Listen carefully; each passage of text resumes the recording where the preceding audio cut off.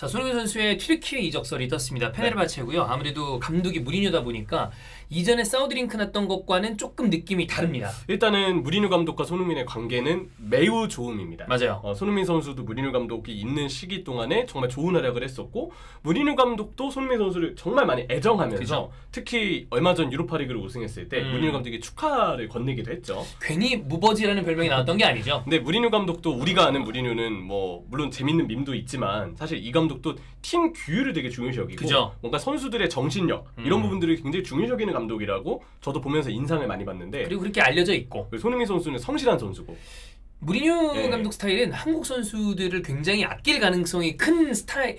굳이 따지자면 약간 예전 사람 같은 느낌이 있어요. 요즘 흔히 얘기하는 MZ의 느낌보단 저는 그게 분명 필요하다고 생각하지만 어떤 누군가에게는 너무 옛날 꼰대스러운 거 아니야? 라는 부분이 좀 있는 사람인데 손흥민 선수의 어떤 그 라커룸에서 열정이라거나 헌신하는 모습은 무리뉴랑 너무 잘 맞죠? 그렇죠. 네. 뭔가 바른 모습에 무리뉴 감독도 역시 손흥민 제자에 딱 걸맞는다 네. 이런 인상을 받았던 것 같은데 그리고 또 하나는 손흥민 선수가 이제 유로파리그 우승을 하면서 그토록 꿈에 그렸던 토트넘에서의 첫 트로피를 들었습니다. 그리고 나이가 이제 33살, 네. 적지 않은 나이기 때문에 어떤 의미에서는 중대한 임무를 마쳤고 또 본인의 나이를 생각했을 때 이제는 선수 커리어의 말미에 대한 마지막에 대한 네. 뭔가 정리를 준비해야 될 수 있고 이런 시기들이 맞물리면서 스승이었던 무리뉴 감독과의 재회 때문에 이게 정말 페네르바체의 가능성이 있지 않을까. 일단 그 튀르키예 쪽에서 어떤 신뢰도를 가진 이 저널리스트 혹은 언론에서 이야기가 나왔는지를 봐야 될 것 같고 이 이적설을 바라보는 시선이 되게 여러 가지일 것 같아요. 손흥민 개인의 어떤 시선이 있을 것이고 그리고 구단의 입장이 있을 것이고 네.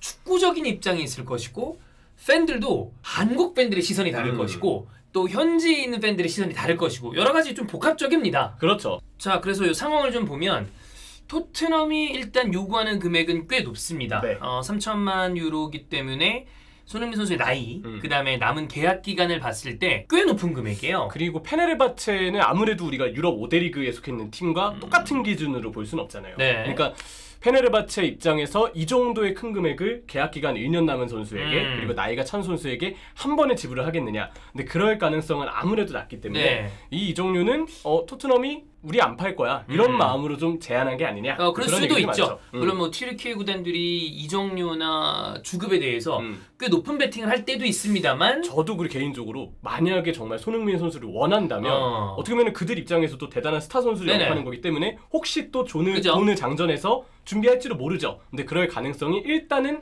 그럴 가능성보다 낮다고 봐야 되지 않을까. 네. 어쨌든 우리가 링크가 떴기 때문에 네. 가능성은 높아 보이지 않고 이적료가 높이 토트넘이 설정한 것 때문에 실제로 이루어지진 않겠지만 된다라고 만약에 가정을 했을 때 이적설과 관련된 이야기, 뭐 장단점이나 이런 거를 한번 체크해 보도록 하겠습니다. 언론 이 소식을 보면 튀르키예 언론 파나틱에서 무리뉴 감독의 강력한 영입 의지가 있다라고 보도를 하면서 첫 번째로 먼저 이 소식을 다루기 시작했고 신뢰도가 높은 기자로 많이 알려져 있더라고요. 야기즈 사분조글루 기자.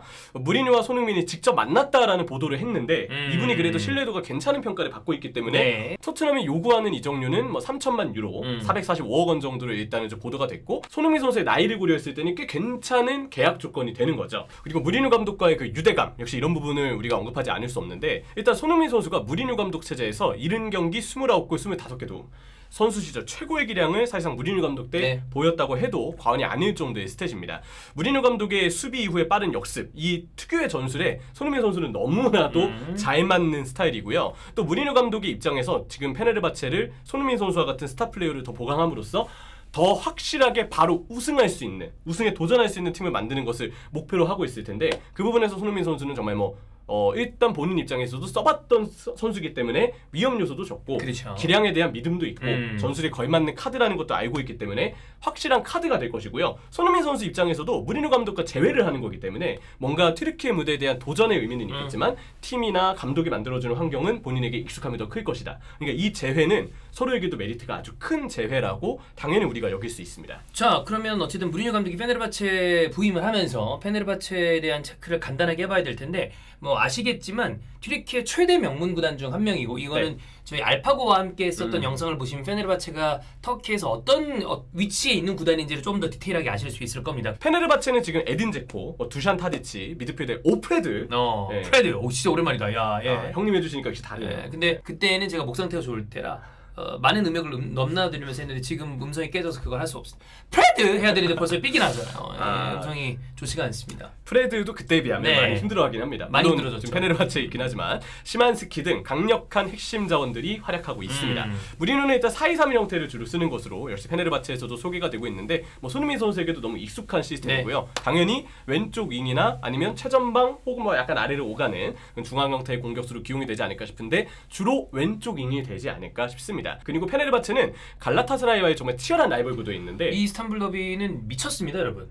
저도 옛날 영상을 본 게 생각나는데 기본적으로 경기장에 의자 뽑는 게 기본이라 뭐 그런 영상까지 많이 돌아다녔죠. 최강 더비 중에 하나이기 때문에 그리고 지난 시즌 페네르바체의 성적은 2위였고요. 언제든 우승에 도전할 수 있는 위치다라는 것도 손흥민 선수 입장에서는 구미가 당길 겁니다. 결국은 페네르바체행을 선택했을 때 장점, 손흥민 선수에게 느낄 수 있는 긍정적인 요소를 본다면 일단 현재 연봉에 맞먹는 좀 막대한 마지막 계약을 확보할 수 있다. 나이를 고려했을 때 이 정도 조건에 계약하는 거 쉬운 일은 아닙니다. 그렇기 때문에 손흥민 선수 입장에서도 메리트고요.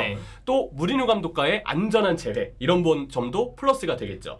또 UEFA 챔피언스 리그를 포함해서 UEFA 무대에 지속적으로 도전할 수 있다는 것 긍정적이고요. 아까 얘기드렸던 것처럼 3차 예선부터 시작이기 때문에 좀 다르긴 하지만 글쎄 페네르바체 정도의 어떤 전력을 가진 팀이라면 충분히 우리가 생각하는 그 본 무대에 올라올 수 있는 팀이니까요. 경쟁력이 있는 거죠. 그리고 10년 넘게 페네르바체가 지금 우승이 없는데 리그 타이틀을 손흥민 선수가 가면서 안겨주겠다. 확실한 새로운 동기부여와 목표를 가질 수 있는 장점도 있습니다. 그리고 이미 유로파리그를 토트넘에서 우승을 했기 때문에 토트넘의 17년 동안의 무관을 깨고 영웅으로서 토트넘 팬들에게 확실하게 자리를 잡은 점, 지금이 어쩌면 아름다운 이별이라고 생각할 타이밍일 수도 있어요. 그러니까 뭐 이건 우리의 추정입니다. 절대 손흥민 선수의 생각을 알 수가 없기 때문에 그거는 모르는데 그렇게 볼 수도 있다는 거죠. 그렇죠. 그래서 어쩌면 떠날 명분이 생겼을 수 있다. 손흥민 선수도 그래서 어쩌면 이적에 열려 있을 수 있다라는 점을 우리가 추정할 수 있고 토트넘도 세대 교체 또 계약 기간 1년 남아있는 기간을 고려했을 때 지금의 이적료를 받을 마지막 기회가 지금의 타이밍이라고 생각할 수도 있다. 이렇게 우리가 좀 정리할 수 있겠죠. 그렇습니다. 자, 그러면 이제 우리가 뭐 페네르바체로 가는 게 뭐든지 좋으냐? 그건 아닙니다. 우리 입장에서는 사실 최상위 리그라고 할 수 있는 잉글랜드 무대를 벗어나는 거기 때문에 그런 부분에 대한 아쉬움은 분명 있죠. 그렇죠. 손흥민 선수 런던 생활 너무 좋아하고 프리미어리그에서의 기록 경신에 대해서 본인이 갖고 있는 야망도 되게 크고요. 그리고 토트넘은 일단 챔피언스리그 본선을 확실하게 나갑니다. 그 본선에 나가는 것, 3차 예선을 나가는 것 다르죠. 차이가 크죠. 당장 이 24-25 시즌만 해도 페네르바체는 예선 탈락.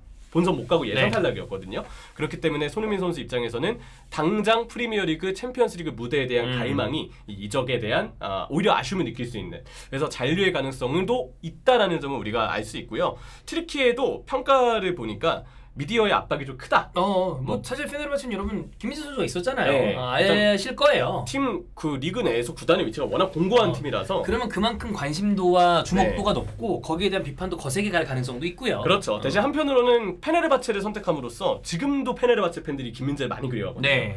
항상 김민재 선수 인스타나 아니면 뭐 바이에른 뮌헨 쪽에 뭐 올라와도 페네르바체 팬들이 등장합니다. 항상 등장해요. 그래서 민재, 킴 하고 이렇게 좋아해 주시는데 일단 손흥민 선수가 간다 그러면 한국 선수들에게 워낙 또 우호적일 수 있는 페네르바체 팬덤의 분위기가 있어서 굉장히 반기지 않을까 뭐 그런 점 자체는 좀 긍정적인 요소가 될 수도 있긴 합니다. 자, 팬들은 이제 뭐 남아서 함께 더 하자라는 의견도 있고 반대로 지금 떠난다면 정말 큰 박수를 치면서 또 송별을 해주겠다라는 의견도 있고 튀르키예 팬들이 당연히 좋죠. 튀르키예 팬들 대환영이죠. 뭐 물론 무리뉴랑 다시 만나는 거를 생각했을 때는 할 수는 있다지만 전체적으로 봤을 때 이 링크가 현실화될 가능성이 높아 보이지는 않는다. 그만큼 높은 이적료를 토트넘에서 부르고 있고 다만 토트넘에서 손흥민 선수의 지금 어떤 미래가 완전히 딱 무조건 갑니다라고 묻는다면 그거에 대해서는 우리가 조금 알기가 힘듭니다. 그렇죠. 사실 좀 아쉬운 거는 작년에 이제 재계약 관련한 이야기들이 계속 나왔을 때 많은 분들은 아예 계약 연장을 하게 말했지만 연장 옵션이 발동되면서 플러스 1년이 된 거죠.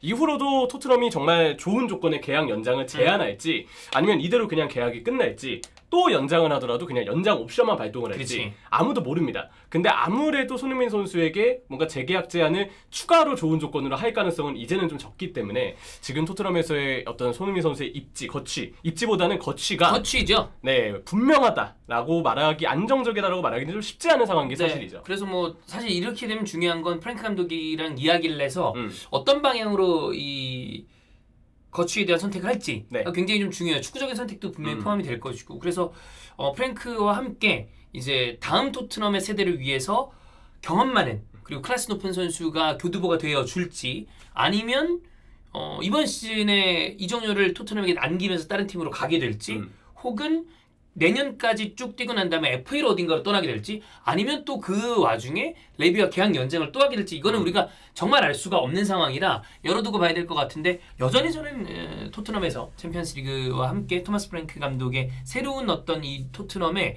마지막 경험을 주고 또 커리어를 이어나갈 가능성이 크다라고 봅니다만, 새로운 가능성, 특히나 경제적인 이득을 레비 회장이 충분히 얻을 수 있는 상황이 그려진다면 손흥민의 이적도 완전히 배제하는 그림은 아닐 수도 있다. 그렇죠. 네, 그렇게 보시는 게 맞을 것 같습니다.